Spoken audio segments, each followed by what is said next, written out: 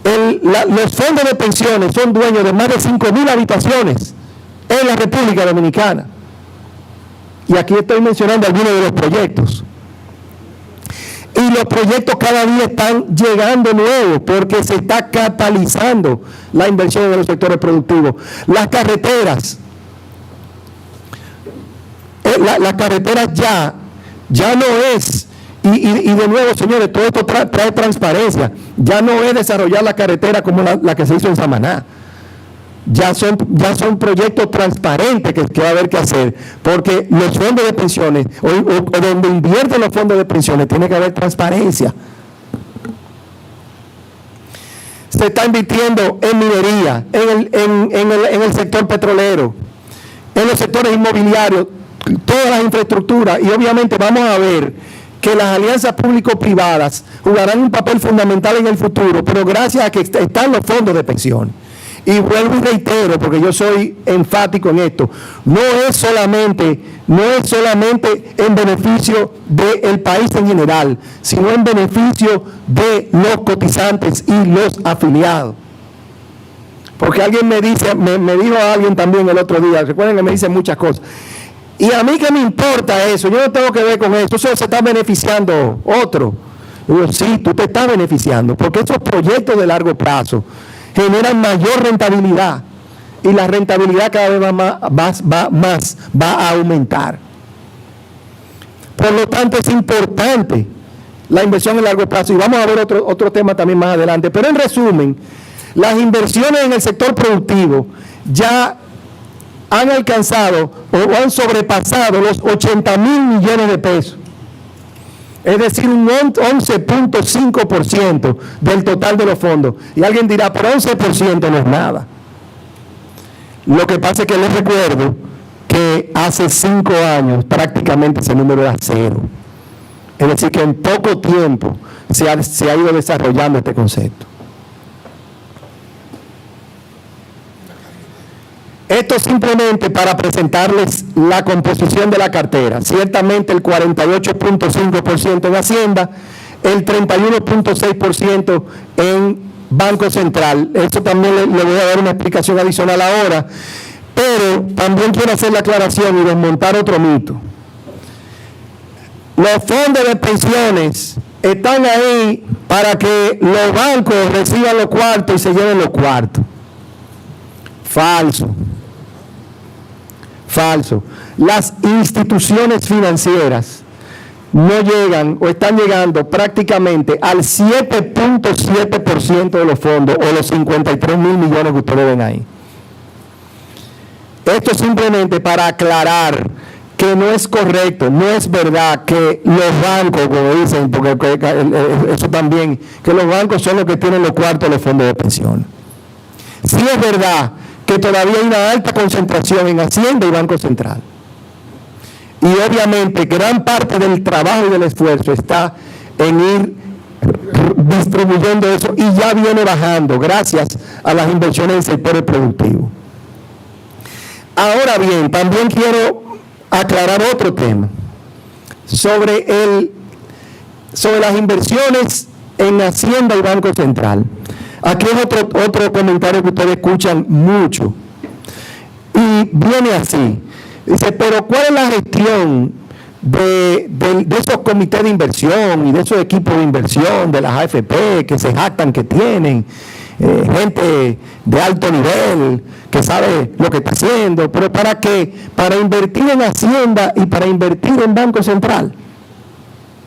Claro, cuando usted le dicen eso, la concepción o lo que la gente se imagina es lo siguiente, que existe un certificado del Banco Central y que usted va y mete los cuartos en Hacienda o en el Banco Central, y que existe un título y ese título usted invirtió. Esa es la concepción general, cuando la realidad es otra. Los títulos de Hacienda y del Banco Central, primero no es uno. Vamos a explicar eso y ahí continuamos. Es tampoco la descripción del mercado bursátil que manejan los equipos de inversión de una AFP. A nivel general, señores, yo les voy a decir que aunque todavía nuestro mercado de valores está en desarrollo, pero ya existen 293 series activas en el mercado. Es decir, ¿qué son? Y alguien va a decir, pero ¿y qué es eso de series activas? Eso es como Netflix, serie que no es eso. Son denominaciones de títulos. Es decir, cada serie es un título de manera particular que los equipos de inversión de las AFP pueden seleccionar y comprar y vender en el mercado. ¿Y por qué eso es importante? Porque no es que usted adquiere un título en el mercado y usted se lo mete en el bolsillo. Y anda el equipo de inversión con los títulos en el bolsillo de atrás y se pasa la vida entera con él. No es eso. Son títulos, primero son desmaterializados y esto lo voy a explicar más adelante porque es muy importante para otra cosa. Pero la realidad es que estos títulos están constantemente siendo transados. Y obviamente eso requiere de un conocimiento, de un manejo técnico, un manejo de economía, un manejo de finanzas, un manejo de mucho criterio para poder elegir el mejor momento para comprar y vender un título. Y hay 293 denominaciones de estos títulos, de los cuales 83 son de Hacienda y Banco Central. Por lo tanto, hay una actividad constante en el mercado bursátil a través de las AFP buscando generar mayor rendimiento para los afiliados. Y ese 53% que yo les dije al principio tiene mucho que ver con ese nivel de actividad. De hecho, solamente por concepto de trading, es decir, solamente por compra y venta de títulos, el rendimiento es alrededor de un 15%. Me explico. Del 53% de ese rendimiento, ya 15% tiene que ver con ese nivel de actividad. Por lo tanto, estamos hablando de casi 100,000 millones de pesos, o de alrededor de 100,000 millones de pesos de esta actividad. Como dicen los dominicanos, que no es paja de coco. Pero por supuesto, los detractores del sistema nunca le van a hablar de ninguno de estos detalles. Vamos entonces al impacto macroeconómico.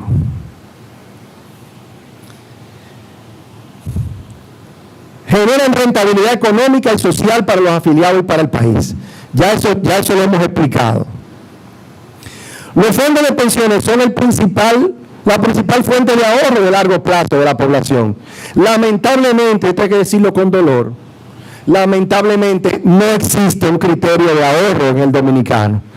Ni un criterio y también lamentablemente, debo decir, tampoco la posibilidad, porque no vamos a darle con un bate en la cabeza aquí a la gente que día a día sale a buscar su trabajo. Lamentablemente no tiene otra posibilidad de ahorrar, de generar un patrimonio. Y los fondos de pensiones, señores, le han dado esa posibilidad.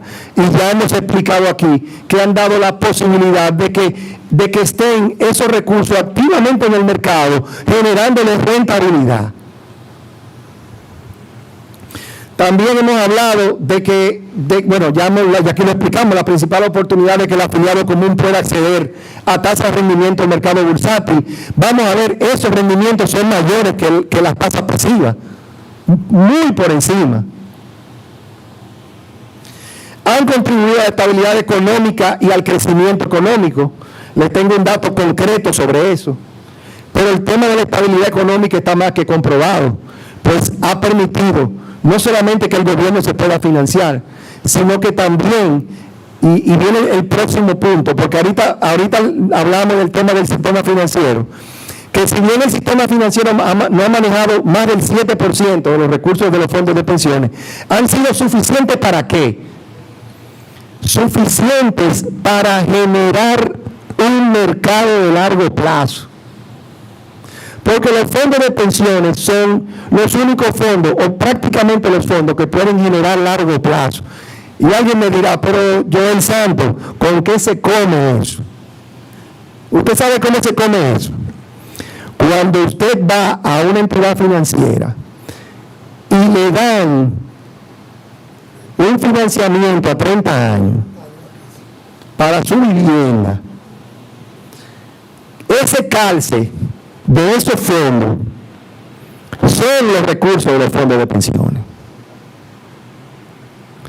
Antes de que no existieran los fondos de pensiones, aquí no había posibilidad o disponibilidad de financiamiento de la vivienda a largo plazo. No había calce. Los bancos tenían obviamente el temor de hacerlo porque no tenían depósitos o instrumentos que habían recibido para poder entonces prestar a ese plazo.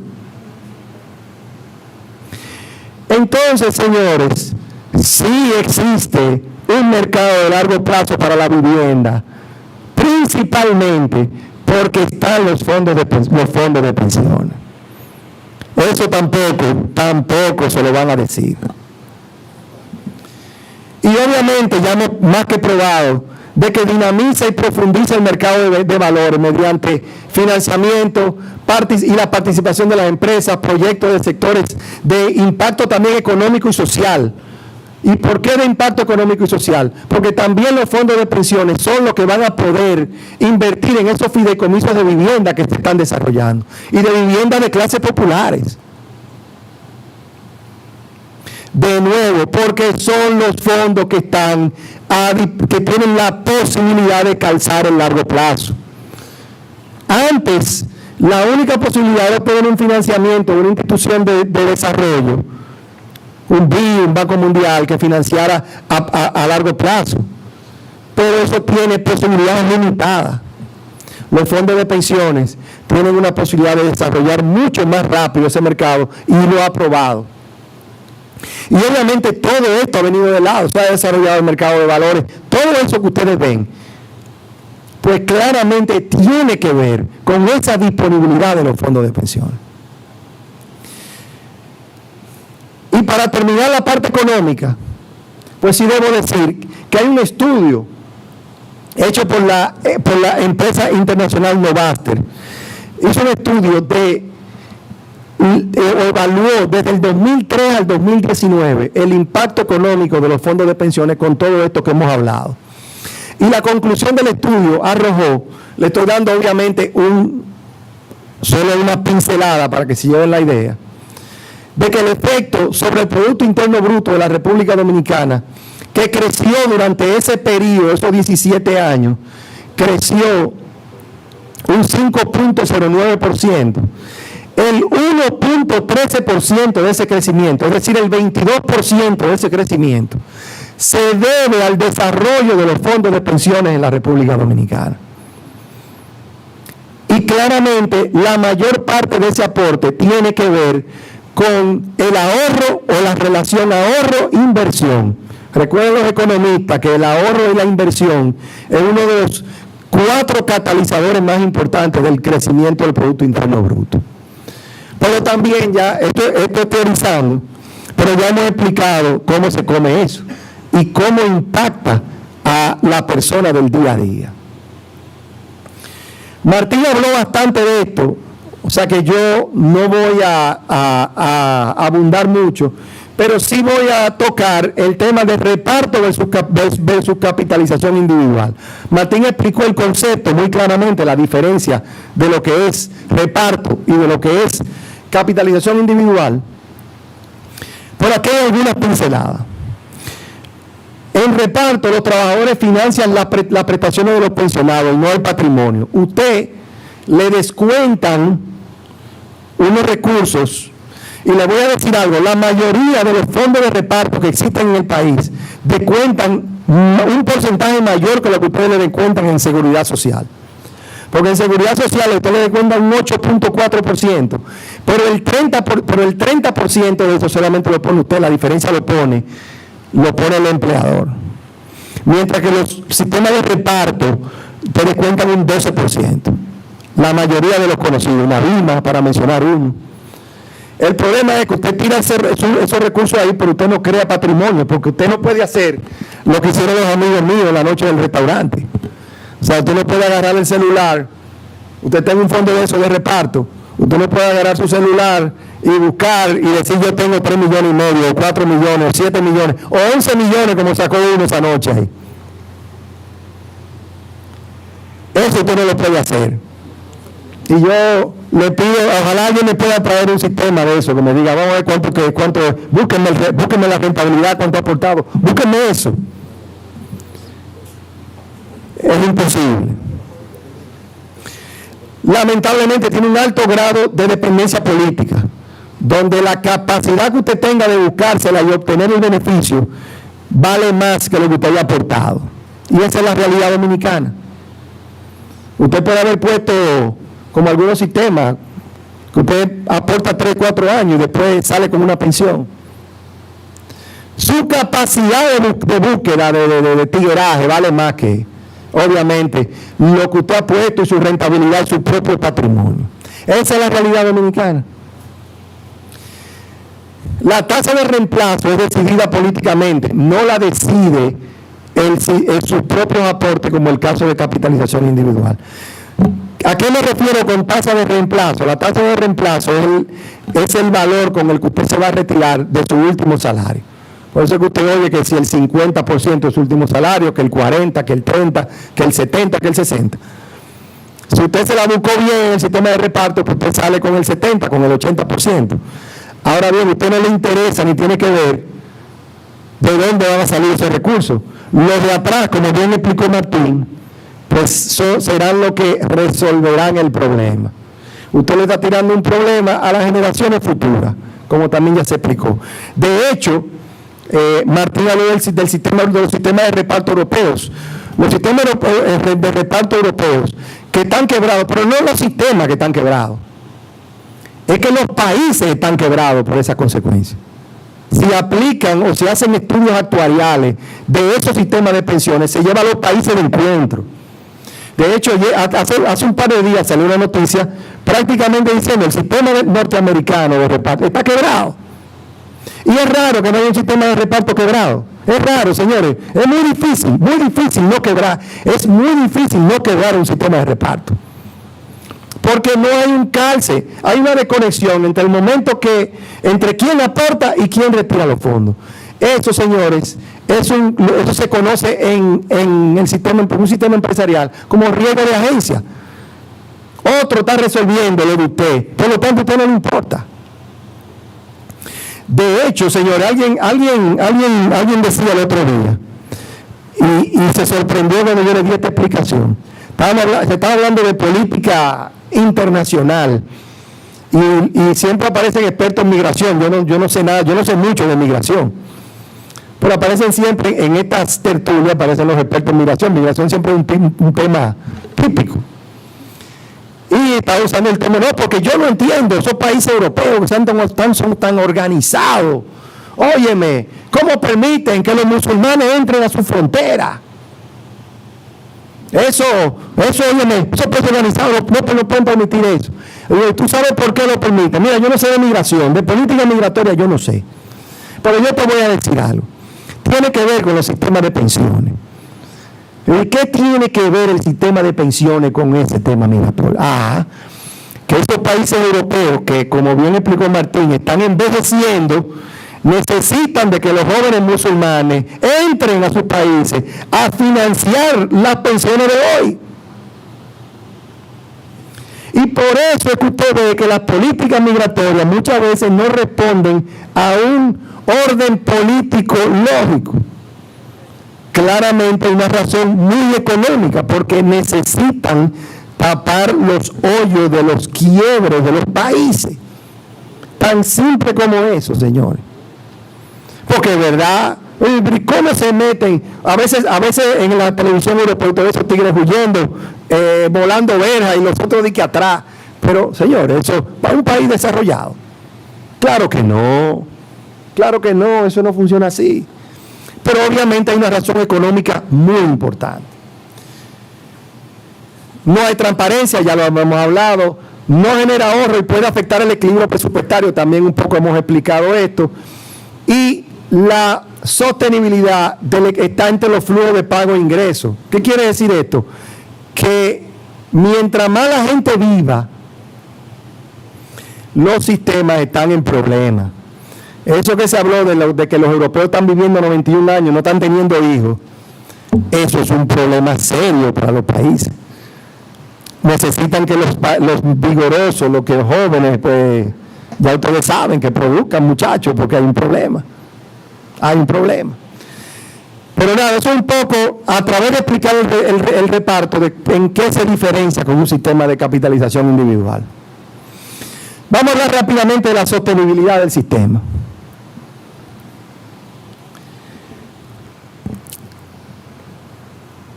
Esto simplemente para explicar que cuál ha sido en azul, ustedes tienen la rentabilidad nominal del sistema de pensiones desde el 2008 hasta el 2020.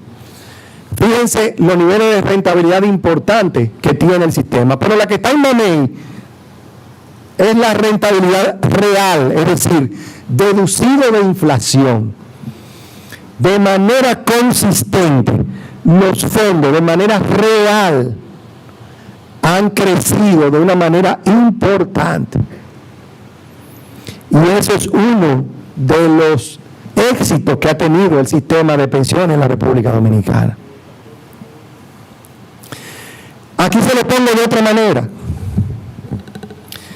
La misma rentabilidad nominal comparada con la tasa promedio ponderada pasiva del sistema financiero. Es decir, si usted, y eso de todos los plazos, de corto plazo, pero de todos los plazos, o sea, si usted es un verdugo manejándose al rol de los bancos, usted pudo haber obtenido este tipo de rentabilidades. Fíjense que hay una brecha no pequeña, de casi 5% promedio anual entre la TIP, como se le conoce, que es la tasa promedio ponderada del sistema financiero, y la rentabilidad de los fondos de pensiones. Eso, señores, les muestra el nivel de actividad a nivel de inversiones que maneja de manera regular una AFP. Y la razón por la cual la rentabilidad del sistema es tan importante. Pero yo voy a apoyar en un poco más de información. ¿Esto qué es? No se asusten, que eso no es un termómetro ni nada. Me voy simplemente a referir a la última barra, que es la del 2020. Recuerden que yo les dije que el 53% del total de la rentabilidad histórica que el 53% de los fondos venía dado por la rentabilidad. Eso es histórico. Pero en los últimos años, ya esa rentabilidad de manera marginal, es decir, el aporte de un año a otro, es decir, el crecimiento del portafolio, el crecimiento de todo el fondo. En el último año, por ejemplo, el 68% ya lo aporta la rentabilidad. Es decir, que mi respuesta a los 3,5 millones, al amigo de los 3,5 millones, con los 400,000 pesos, es que si él hubiera cogido el último incremento de su portafolio en el último año, vamos a decir que le pasó de 3,2 millones a 3,5. Esos últimos 300,000 pesos, ya el 68% se lo está dando la rentabilidad. Es decir, que ese 53,83% del 2020 será 54, 55% en el 21, será ya 56, 57% en el 22 y continuará creciendo porque la rentabilidad está siendo cada vez mayor. Por supuesto, la frase que voy a mencionar mucho hoy, eso no se lo van a decir mucho. Y aquí viene una de mis gráficas favoritas en cuanto a rentabilidad. Esto no es más que un comparativo, porque alguien me puede decir, pero Joel Santos, tú no me estás hablando de aquí. Bueno, mencionaste a los musulmanes, pero yo no sé mucho de musulmanes ni nada de eso. Compárame los sistemas. Bueno, aquí hay un comparativo de los sistemas. En los últimos 10 años, los países no desarrollados, República Dominicana, a nivel de fondos de pensiones, es el que ha dado la rentabilidad real más alta, con un 7.3%, mientras la media de todos estos países, claro, un promedio simple, porque no lo ponderamos entre los distintos países, puede variar algo, es de un 3.5%. Es decir, a nivel real, nosotros duplicamos el rendimiento real de nuestra base comparativa. Y eso simplemente también se lo presento para volver a mostrar que la rentabilidad, un elemento fundamental, porque alguien me dice, pero es que nada más se habla de los beneficios para el país. No, yo vine a hablar hoy de los beneficios para los cotizantes, para los afiliados. De que realmente el rendimiento está muy por encima de nuestros pares. Ahora bien, hasta aquí yo he hablado de muchas bondades del sistema. Obviamente ya ustedes se habrán dado cuenta de que yo creo en el sistema, que considero que el sistema es importante y aporta, hemos hablado de que aporta al país, aporta a los cotizantes, a los afiliados, definitivamente aporta una rentabilidad importante. Hemos visto todo eso. Pero yo tengo que admitir en este punto que no todo es color de rosa. Claramente el sistema tiene sus puntos de mejora. Y para poder hablar de eso, yo tengo que explicar cuáles son los factores que determinan la pensión. Porque claramente es un sistema de pensiones, vamos a llamarle, de todo el sistema contributivo, es decir, de todos los trabajadores formales. No es un sistema de pensiones para Joel Santos, para los miembros de la Peña, solamente, que obviamente son bien formales, están cotizando todo el tiempo, sino que es un sistema mucho más general. Entonces, claramente hay que entender cuáles son esos factores que determinan la pensión, para entonces entender las razones por las cuales el sistema, la tasa de reemplazo como es calculada, todavía es baja. En pocas palabras. 4 razones determinan las pensiones. Y no hay que ser un genio para esto. El aporte a las cuentas, es decir, el porcentaje que ponen, en este caso dominicano, el 8.4% del salario. La frecuencia de los aportes, es decir, no es qué tan permanente usted está en el sistema. Claramente la edad de retiro es importante. Mientras usted más tarde en retirarse, pues más va a crecer su fondo de pensiones. Y la rentabilidad de las inversiones, que hasta ahora, digamos, hemos explicado bastante, con bastante detenimiento. En cuanto al aporte de la cuenta, aquí de nuevo les traigo un comparativo, también para que lo entendamos en nuestro contexto. Este es un comparativo de algunos países. Y en América Latina nuestro porcentaje de aporte es de los más bajos.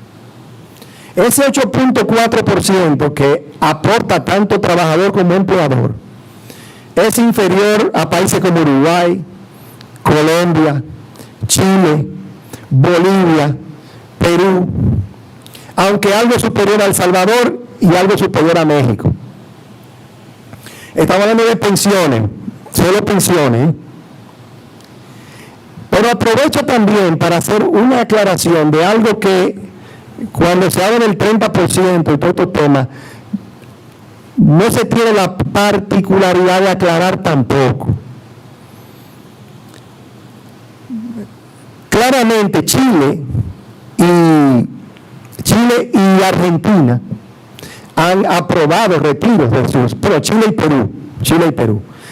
Perú han aprobado retiros parciales de los fondos de pensión. Pero hay una particularidad que no se menciona nunca, y es que el sistema chileno y el sistema peruano, el 100% de los aportes lo pone el empleador. El trabajador, quise decir. El empleador no pone dinero en esas cuentas. Es decir, el factor empleador no está en ese sistema. Y eso es muy importante, por lo que les hablé anteriormente, del rol que jugará el empleador a la hora de esta situación de los retiros. Eso es un desliz que han tenido, que eso es importantísimo. Y también quiero aclarar que la propuesta del sistema boliviano que algunos han salido a defender no es más, en un 85%, una réplica de lo que es ya el esquema de ingreso tardío que tiene el sistema dominicano desde el principio. Lo que han propuesto de retiro en Bolivia, señores, es implementar el sistema de ingreso tardío. Esa es otra particularidad que es un desliz que no se menciona tampoco. Porque obviamente la idea es de tratar nuestro sistema, no reconocerle ningún aporte. Que el tiempo que le dedicaron estos señores a diseñar un sistema, estos señores no sabían lo que estaban haciendo.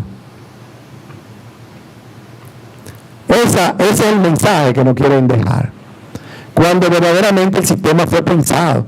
Y otra cosa, el sistema, el modelo de capitalización individual dominicano no está diseñado a partir del mexicano ni del peruano, es del mexicano. Y esa diferencia que yo les mencioné es muy importante. Bien, la frecuencia. Ese es uno de los grandes problemas que nosotros tenemos. Yo lo voy a explicar, no se asusten, que eso no es un eclipse total, solar, ni nada de eso, no, yo lo voy a explicar. ¿Qué dice este cuadro? Obviamente, la pensión supone que usted, durante su vida laboral, usted va por lo menos a aportar el 90% del tiempo, más o menos. Es decir, que usted va a tener una frecuencia regular en el sistema. Porque obviamente si usted hace intermitencia en el sistema, entra y sale, pues obviamente usted no va a nutrir la cuenta. Y lógicamente las pensiones van a salir bajas. Usted no puede no aportar y después decir que la pensión que le salió es baja. ¿Verdad? No tiene sentido eso. Por más rentabilidad que el sistema le haya dado. Y lamentablemente es uno de los problemas que nosotros tenemos como sistema.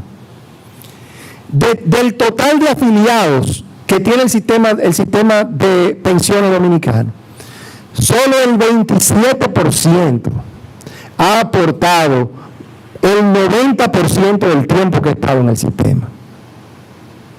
Solo el 27%. Más del 70%, usted le suma el 13% de al lado.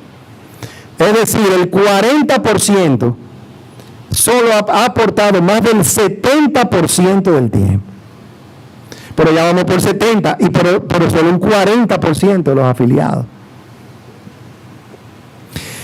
Y para llegar al 50% hay que sumarle el otro 13%, que es el 53%.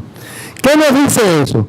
Que el 47% de los afiliados al sistema de pensiones dominicano ha estado o ha aportado menos del 50% del tiempo que ha estado en el sistema. Entonces, señores, yo les pregunto, eso es matemática simple. ¿Cómo usted va a esperar que los recursos le den para una pensión?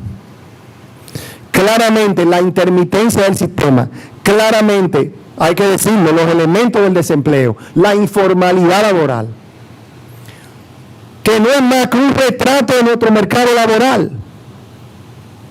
Es un elemento fundamental a la hora de examinar ya las pensiones desde el punto de vista general. No es que el sistema no funciona, es que, señores, es un reflejo del mercado laboral dominicano. Nosotros no podemos tener un sistema laboral, un mercado laboral informal y con todos los temas que todos conocemos, y que el sistema de pensiones todo el mundo quiere que está aportando. La gente de otro planeta será. Tiene que ser un reflejo del mercado laboral dominicano. Esa es la realidad. Les dejo con esa idea también.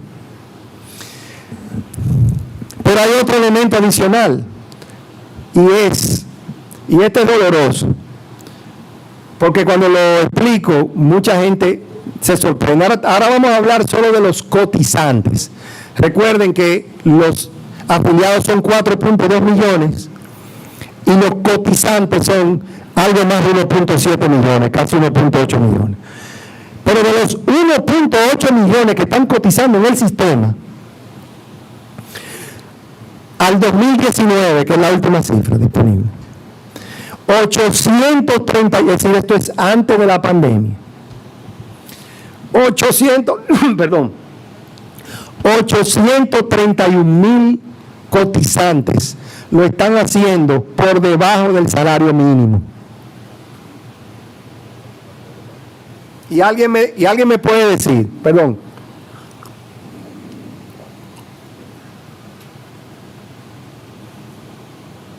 Joel Santos, pero ¿cómo es posible? Eso no puede ser, la gente no puede cotizar por debajo del salario mínimo. Hay diferentes explicaciones. Una de ellas es la definición que el Consejo de Seguridad Social le dio al salario cotizable, que difiere de la definición de salario, de lo que es el salario regular. También nuestro mercado laboral tiene una particularidad. Recuerden algo, en seguridad social están unidos en un mismo sistema, salud y pensiones. No voy a hablar de riesgo laboral, sino salud y pensiones. Un beneficio inmediato y un beneficio futuro. Entonces, ¿qué pasa? Claramente, el objetivo principal es entrar en seguridad social para suplir el problema de salud. Eso es natural. Eso es, señores, eso es además de que somos de los dominicanos, pero eso es un comportamiento lógico. Las personas van a buscar el beneficio inmediato. Entonces, en la búsqueda de salud, pues, obviamente, porque salud, ¿qué es lo que pasa con salud? La salud es independiente del salario. No tiene que ver si usted cotiza con un salario alto o con un salario bajo. El PSS, el PSS como se le conoció, pues tiene que ver con que usted paga y hay un paquete de beneficios que lo define el PSS. Que por cierto, no voy a llegar en el cuento entero, pero originalmente, cuando se definió el PSS en lugar del Plan Básico de Salud, el primer nombre que le pusieron fue Plan Ordinario de Salud. Entonces, cuando empezaron a leer las siglas, decidieron cambiarlo. Lo dejo ahí. Sí, porque era el POS. Pero bueno, decidieron cambiarlo por PSS. Ahí va una anécdota del sistema. Pero bueno, la realidad es que tenemos el 46% de los cotizantes por debajo del salario mínimo. Eso es una problemática importante y claramente si los salarios son bajos, pues vamos a tener, pues claramente, pues un problema de pensiones. La edad de retiro, otro tema. Aquí está un comparativo de los diferentes países. El promedio de los países en desarrollo de pensiones que han tenido que ir ajustando por los problemas que tienen, que ya hemos hablado, es de 67 años. Chile son 65 años, Perú son 65 años, México son 65 años, Colombia son 62, El Salvador 60 y República Dominicana 60. De hecho, debo darle un dato, en encuestas que se han realizado, la mayoría de los dominicanos cree que la tasa de retiro del sistema es 65, no es 65, es 60 en realidad, pero los dominicanos por alguna razón creen que es 65. ¿Qué sucede con esto, señores? Miren, y creo que Martín habló algo de esto. En el año 1948, con la ley 1896, que fue el primer sistema de pensiones que se estableció en República Dominicana, obviamente algo muy básico, la edad de retiro era 60 años. Es decir, se estableció 60 años como edad de retiro, en el año 1948. Pero ¿cuál es el tema? La esperanza de vida al nacer de los dominicanos en el año 1950, en sea de 44 años. Es decir, muchos de nosotros que estamos aquí, incluyendo el expositor y el primer expositor también, estuviéramos en Efraín ya, en el año 1950. Entonces, por cierto, un paréntesis sobre eso. La esperanza de vida de la mujer siempre es mayor al del hombre, pero no voy a hacer ningún comentario sobre eso. Creo que las razones son obvias.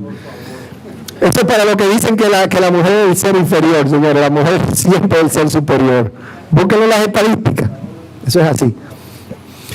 Ahora bien, hoy en día, la esperanza de vida al nacer del dominicano ya supera los 73 años. Sin embargo, todavía seguimos hablando de una edad de retiro de 60 años. Eso quiere decir, señores, que definitivamente, aunque a muchos no les guste, hay que mirar el tema de la edad de retiro. Porque un hombre de 60 años, y aquí hay algunos, tú eres un hombre entero, o una mujer entera, sobre todo las mujeres, con el perdón. Un hombre o una mujer de 60 años, usted no le puede caer atrás corriendo, ya corre rápido.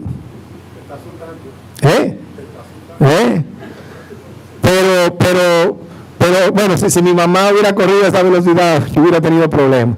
Pero bueno, la realidad es esa, señores. Las condiciones de vida que han cambiado, la salud, la mejoría a nivel de salud, la tecnología, todo nos ha hecho vivir más. Por lo tanto, no podemos estar hablando de una edad de retiro a los 60 años. Muy pocas personas piensan retirarse realmente a los 60 años en el día de hoy. Si usted dice que usted se va a retirar a los 60 años, fue porque dio un gol, dio un palo, y ya usted no quiere trabajar más. Por lo tanto, el tema de pensiones no es un tema, pero realmente la vida laboral ya sobrepasa los 60 años. Ese tema hay que revisarlo. Y ya para entrar casi en las conclusiones, solamente le quiero dejar este dato que tampoco se habla. Una de las pocas cifras que los detractores del sistema mencionan, y yo creo que la única cifra que yo los escucho mencionar, es que las AFP se ganaron en un año, y hablan del 2020, 4.387 millones de pesos. 4.000 millones, obviamente es un número que suena responsable. Pero no dicen cuánto creció la rentabilidad de ese mismo año de los afiliados. Y yo les doy ese número. 58.984 millones. Es decir, la rentabilidad de las AFP fueron 4.387 millones, pero el sistema, y fíjense que yo me he cuidado de hablar del sistema. Sí, las AFP juegan un papel fundamental, pero recuerdo que le dije al principio, las AFP no son los únicos actores del sistema, ni para bien ni para mal. Pero ese nivel de actuación le aportó a los afiliados 58.984 millones durante ese mismo periodo. Es decir, 13.45 veces lo que ellos recibieron como beneficio. Claro, quieren vender la idea de que no, que la AFP ganaron más, o sea, señores, ese es el número frío. Bien. Proyección de las pensiones. Como está nuestro sistema hoy día, y con todas las debilidades que hemos hablado, que el tema del aporte, el tema de la frecuencia, el tema de los salarios, la llamada tasa de reemplazo promedio está en un 25%, y es baja, por las razones que hemos hablado. Es decir, eso es lo que se espera que usted pueda recibir. Y obviamente ese número también lo he empezado a escuchar. Lo han empezado a martillar. Ahora bien, ¿qué no se dice? Porque ¿cuánto verdaderamente puede aportar el sistema? El sistema, si usted aporta más de un 90%, en este caso un 90%, pero si usted aporta el 100% del tiempo, es algo más. Usted se puede retirar con más de un 45% de su último salario. Y ese valor entra dentro de los estándares de la OECD, que es por encima del 40%. Es decir, es de esperar que un sistema de pensiones te aporte más del 40% de tu último salario.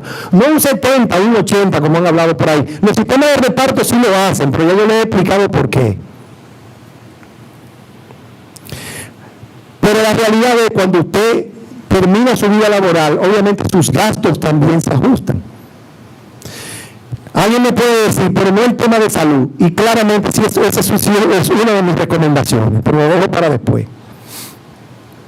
Pero la realidad es que todavía con otra mejora nosotros podemos mejorar ese 45%. Todavía hay espacio para mejorar, porque sí el sistema tiene espacio para mejorar. Claro que sí.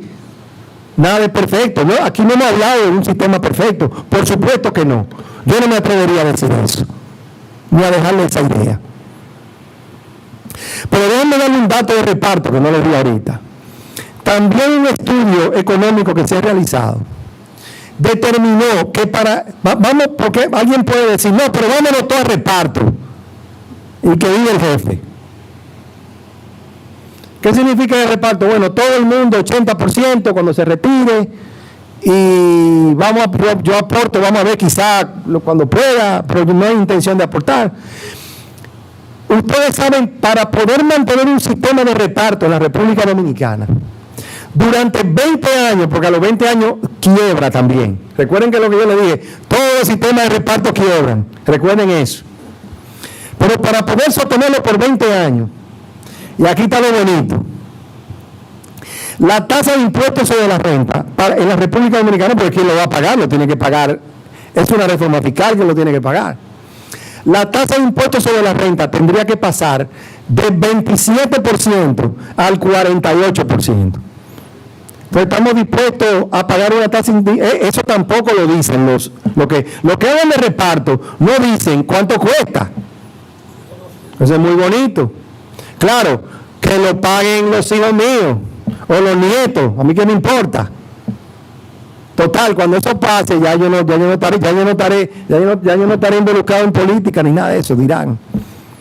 Pero esos son planteamientos lamentablemente irresponsables. La tasa de impuestos sobre la renta tendría que pasar al 48% para financiar por 20 años un sistema que a la larga quebraría también. Bien, señores, esto es solo una idea. Para llevar la tasa de reemplazo de 25 a 52%, factores importantes, la edad de retiro.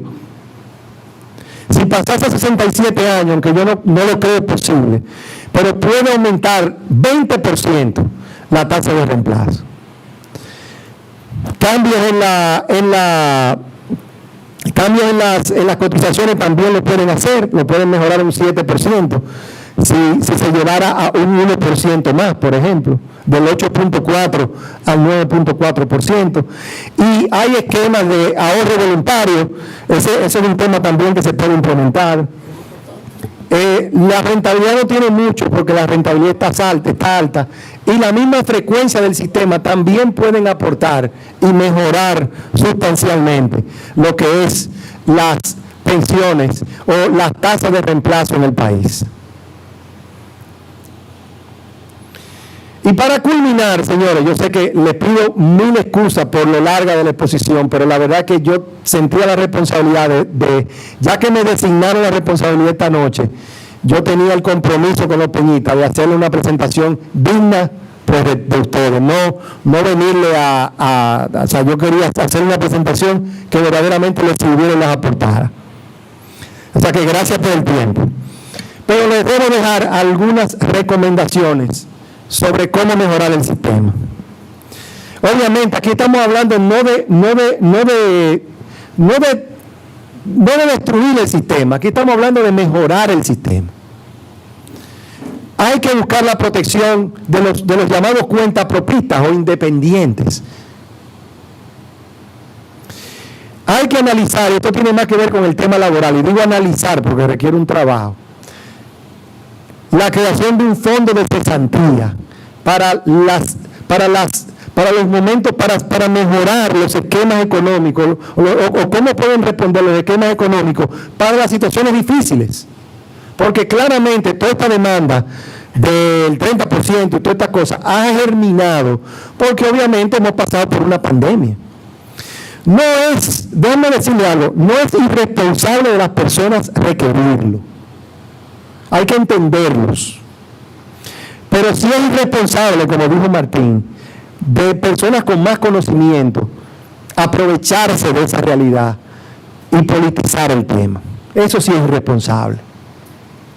Pero no es irresponsable, señores.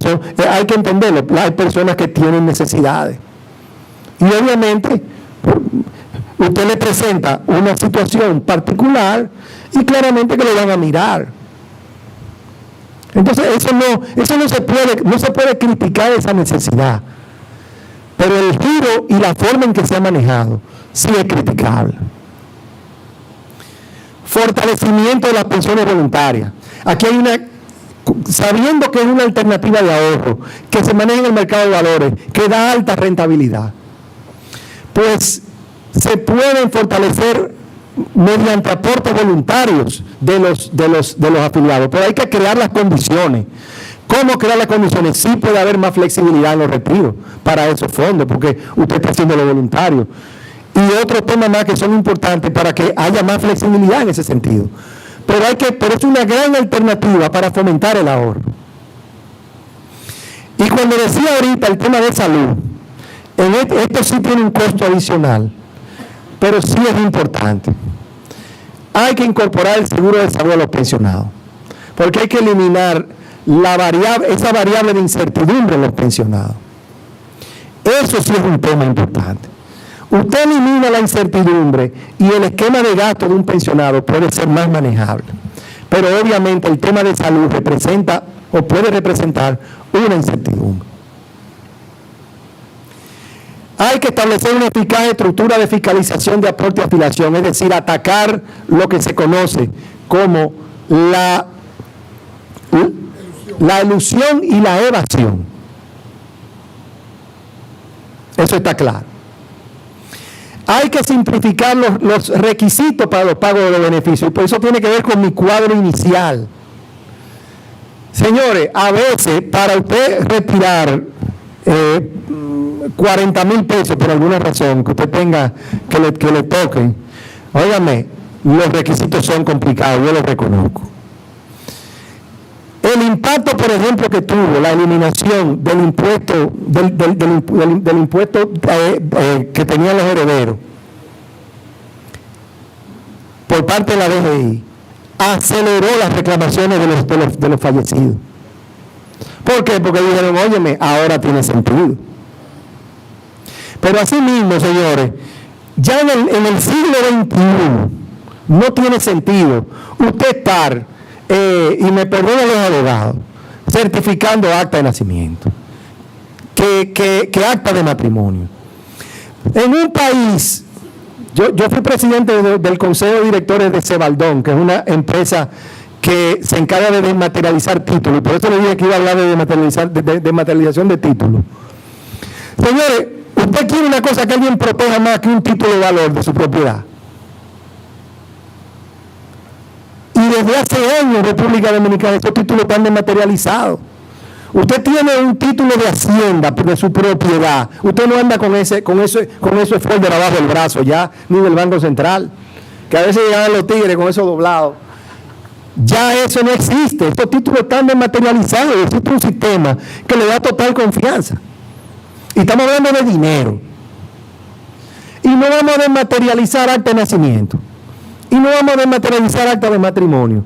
¿Cuál es el tema de estar certificando de un lado para otro con todo ese papeleo, poniendo a la gente a pasar trabajo? Y esto no aplica solamente a pensiones. Pensiones es una víctima solamente, pero hay múltiples.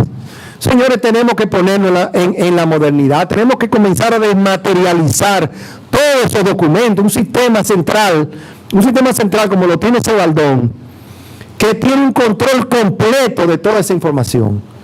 Oigan, eso funciona. Usted no ha oído hablar de que han falsificado títulos del mercado de valores ni nada de eso. Usted no ha oído eso. Y estamos hablando de dinero. Entonces, para que estos sistemas modernos funcionen, también el resto de la economía, el resto de los actores, tienen que ir de la mano. Porque van agarrados. Usted no puede, llega un punto que el brazo no da. Para que estos sistemas funcionen, todo eso tiene que modernizarse. La Junta Central Electoral, la Procuraduría, todo eso. Eso es importante, señor. Eso tiene un impacto económico. Eso no es un tema de relajo, como dice.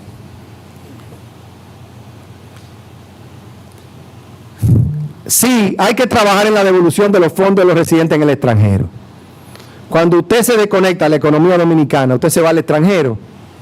Sí es verdad que hay que crear los mecanismos para que esos expatriados, para ese dominicano, reciba su fondo de pensión. Ya no hay razón, ya nada lo conecta desde el punto de vista laboral con la República Dominicana.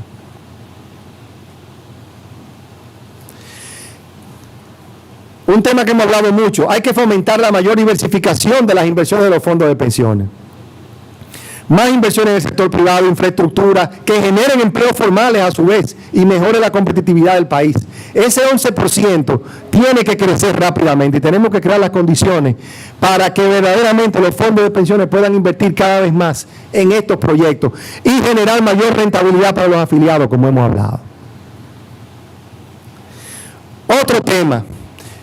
Claramente yo no estoy a favor del 30%, creo que se habrán dado cuenta. Creo que se me habrá zafado por ahí. Pero sí pueden haber mecanismos alternativos para mejorar los beneficios de los afiliados. Y se puede estudiar el tema de mejorar el acceso de las viviendas a los afiliados. ¿Y por qué por lo menos la vivienda se puede analizar? Por ejemplo, con los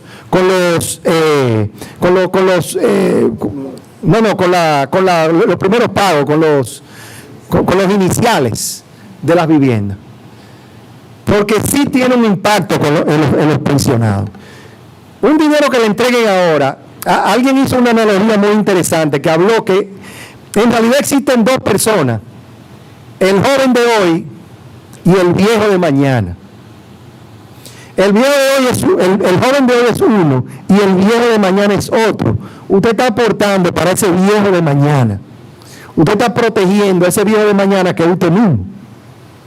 Pero son usted en dos dimensiones diferentes. Pero el acceso a vivienda, o mejorar el acceso a vivienda de hoy, del joven de hoy, beneficia la estructura de gasto del viejo de mañana. ¿Por qué? Porque ese viejo de mañana tendrá su propiedad, y para ponerlo en algo simple, y no tendrá que pagar, por ejemplo, renta, que es un costo fijo de ese viejo de mañana. Por lo tanto, sí pueden trabajarse algunos mecanismos que permitan que los afiliados de hoy puedan mejorar su acceso a vivienda. Y finalmente, hay que seguir trabajando en la ampliación de las redes de servicios, las inversiones tecnológicas por parte de las AFP de los afiliados. Eso sí hay que requerírselo hablamos de nuevo, señores, de todo el mundo, ir mejorando, de ir perfeccionándose, de ir invirtiendo más en tecnología. También las AFP, también a las AFP hay que exigir. No es exigirle a las AFP pendejada, pero sí hay que exigirle el manejo a sus clientes, el servicio a sus clientes, que la inversión en tecnología para cada vez ir mejorando. Eso sí es un tema que deberíamos estar